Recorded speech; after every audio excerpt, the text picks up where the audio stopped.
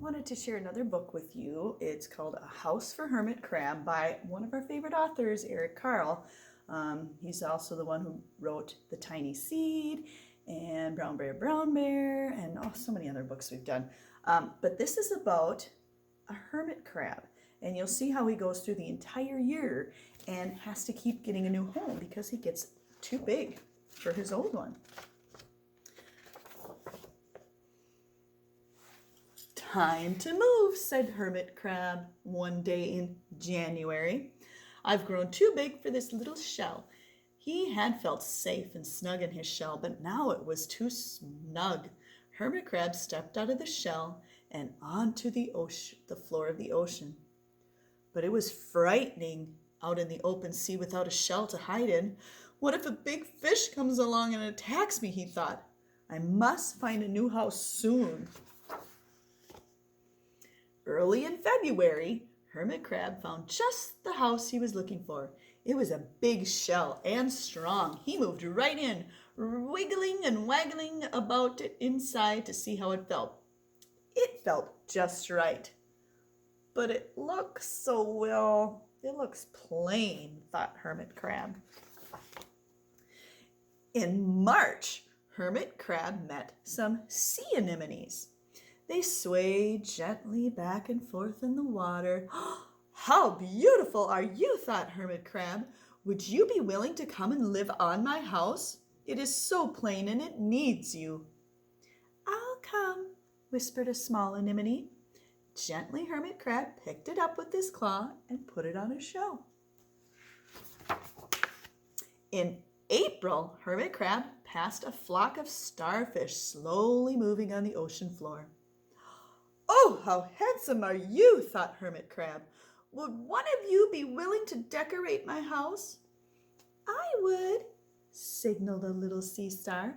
Carefully, Hermit Crab picked it up with his claw and put it on his house. In May, Hermit Crab discovered some coral. They were hard and didn't move. Oh, how pretty are you, said Hermit Crab. Would one of you be willing to help make my house more beautiful? I would, creaked a crusty coral. Gingerly, Hermit Crab picked it up with his claw and placed it on his shell. In June, Hermit Crab came to a group of snails crawling over a rock on the ocean floor.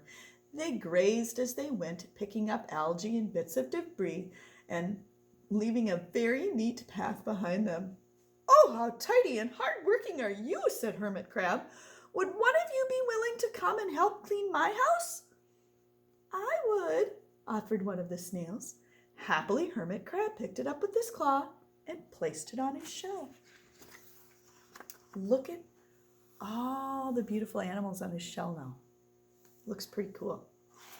In July, Hermit Crab came upon several sea urchins. They had sharp, prickly needles. Oh, how fierce are you, thought Hermit Crab. Would one of you be willing to protect my house? I would, answered a spiky sea urchin. Gratefully, Hermit Crab picked it up with his claw and placed it near his shell. In August, Hermit Crab and his friends wandered into a forest of seaweed. It's so dark in here, thought Hermit Crab. Oh, how dim it is, murmured the sea anemone. Oh, how gloomy it is, whispered the starfish. Oh, how murky it is, complained the coral. I can't see, said the snail. It's like nighttime, cried the sea urchin. In September, Hermit Crab spotted a school of lanternfish darting through the dark water. How bright are you, said Hermit Crab. Would one of you be willing to light up our house? I would, replied one lanternfish, and he swam over near the shell. In October, Hermit Crab approached a pile of smooth pebbles. Oh, how sturdy are you, said Hermit Crab. Would you mind if I rearranged you? Not at all, answered the pebbles. Hermit Crab picked them up one by one with his claw and built a wall around his shell. Ah, now my house is perfect, cheered Hermit Crab. But in November, Hermit Crab felt that his shell seemed a bit too small. Little by little over the year, Hermit Crab had grown. Soon he would have to find another bigger home. But he had come to love his friends, the sea anemone, the starfish, the coral, the sea urchin, the snail, the lanternfish, and even the smooth pebbles. Oh, they have been so good to me, thought the Hermit Crab. They are like a family. How can I ever leave them? In December, a smaller hermit crab passed by. I have outgrown my shell, she said. Would you know of a place for me? I have outgrown my house too, answered Hermit Crab. I must move on.